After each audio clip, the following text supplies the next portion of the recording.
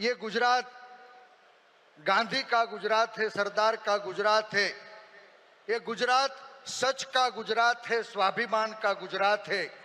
ये गुजरात पहली आजादी का इंजन हमारा गुजरात है।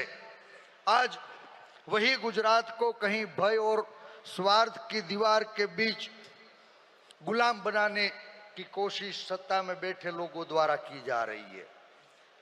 बीते 30 साल से यहां भारतीय जनता पार्टी का शासन है।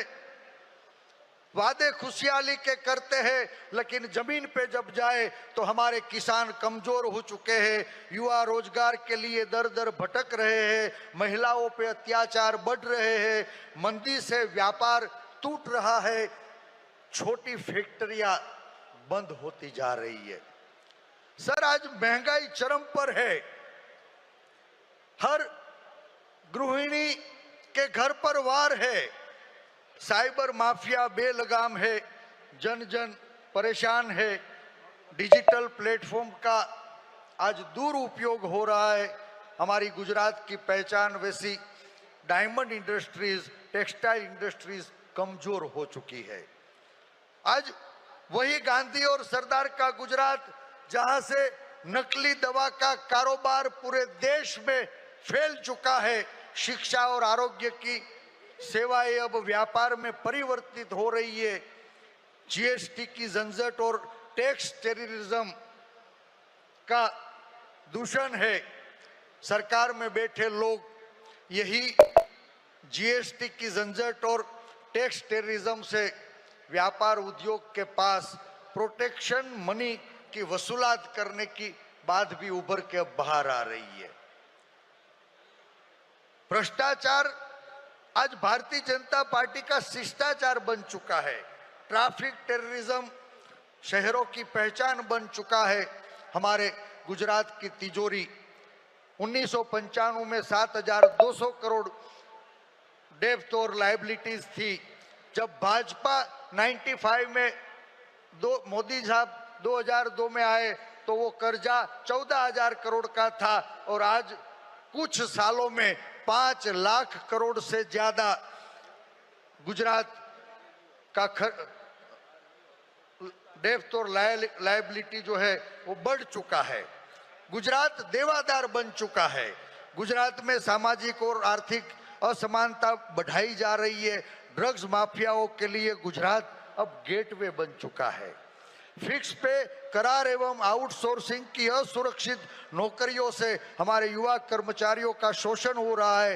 राज्य स्तरीय सभी संवैधानिक संस्थाएं खत्म हो चुकी है। संसदीय कार्यशाला कमजोर हो चुकी है। ये गुजरात की स्थिति में बता रहा हूं सर। यहाँ न्यायिक व्यवस्था पर लगाम कसने की कोशिश हो रही है। जन जन को डराया जा रहा है, विपक्ष को कहीं कचड़ा जा रहा है। आंदोलन का अधिकार भी आम जन से छीन लिया जा रहा है। सर, दंभी राष्ट्रवाद के दबाव में पहले प्रदेश और आज पूरे देश को फिर से गुलाम बनाने की कहीं साजिश रची गई है।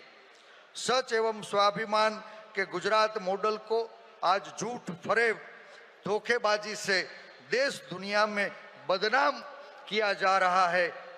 साहब, मेरी गुजरात की रोशन चांदनी जो गांधी और सरदार ने प्रदान की थी, आज वो मेरी गुजरात की रोशन चांदनी पे काला दाग लगाया जा रहा है। सरदार, मुझे गर्व है मैं सरदार का वारस हूं।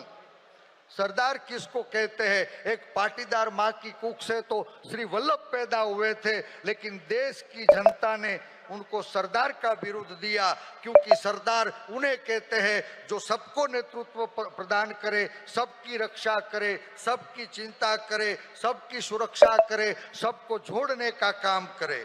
आज कुछ बन बैठे नकली सरदार ने असली सरदार के नाम पर ये अहमदाबाद स्टेडियम पे काला पोछा लगा के अपनी तख्तियां मारने का काम किया है। मुझे पूरा भरोसा है कि ये मेरा गुजरात इन्हें माफ नहीं करेगा। ये लड़ाई नाम की नहीं है, ये लड़ाई स्वाभिमान की लड़ाई है, ये लड़ाई सत्ता की लड़ाई नहीं है, ये लड़ाई गुजरात में फिर से सुशासन की लड़ाई है। सबकी मुझे लग रहा है कि समस्याएं अलग हो सकती है, लेकिन सभी समस्याओं की एक जड़ है और वो सत्ता परिवर्तन। मुझे पूरा भरोसा है, अहंकार हमेशा हारता है, चाहे वो लंकापति रावण का हो या जुमलेबाज सरकार का। पहली आजादी का नेतृत्व भी गुजरात ने लिया था और अब जन जन की आजादी को बचाने का नेतृत्व भी फिर से मेरा गुजरात लेगा, ये भरोसा दिलाता हूं। कांग्रेस आएगी, देश में प्रदेश में खुशहाली फिर से लाएगी, ये मुझे पूरा विश्वास है। मुझे पूरा विश्वास है कि 2027 में फिर से आजाद होगा मेरा प्रदेश और 2029 में पूरा देश। आप सब साथी गांधी और सरदार की भूमि में आए, फिर से आप सबका स्वागत करते हुए धन्यवाद करता हूं। जय जय गरवी गुजरात, जय हिंद।